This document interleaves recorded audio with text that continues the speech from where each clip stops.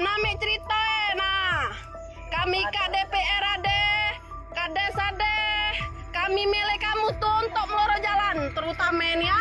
Sebuah video viral memperlihatkan kondisi mobil pickup terjebak lumpur di jalan rusak tergenang lumpur di wilayah Kabupaten Musi Banyuasin. Dalam video berdurasi 1 menit 11 detik yang diambil malam hari tersebut, tampak beberapa anak menyusup ke bawah pickup untuk menggesur tanah yang menjebak ban mobil.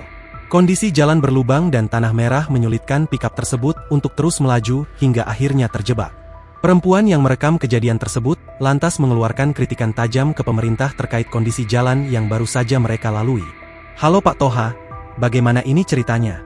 Kami ini punya DPR, punya Kades. Kami milih kalian itu untuk mengurus jalan. Kalau bantuan itu kami tidak perlu. Jalan ini tolong diurus, ujarnya.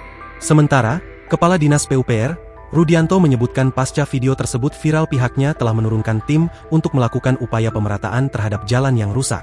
Saat ini, pihaknya terus berkoordinasi dengan UPTD PUPR Muba yang berada di tempat yang sama untuk menghitung estimasi titik mana saja dan anggaran yang diperlukan dalam perbaikan. Kita sudah merespon terkait jalan rusak di Kramat Jaya, Sungai Keruh, ujarnya, Selasa, 6 Januari 2025. Terpisah, Camat Sungai Keruh, Henry menambahkan jalan rusak yang rusak terjadi akibat intensitas curah hujan. Lokasi yang rusak berada di spot-spot tertentu. Henry mengungkapkan alat berat dari Dinas PUPR telah diturunkan dan mulai melakukan proses perbaikan sementara.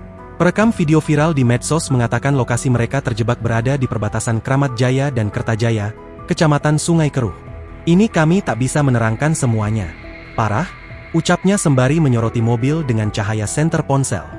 Download Tribun X sekarang, menghadirkan lokal menjadi Indonesia.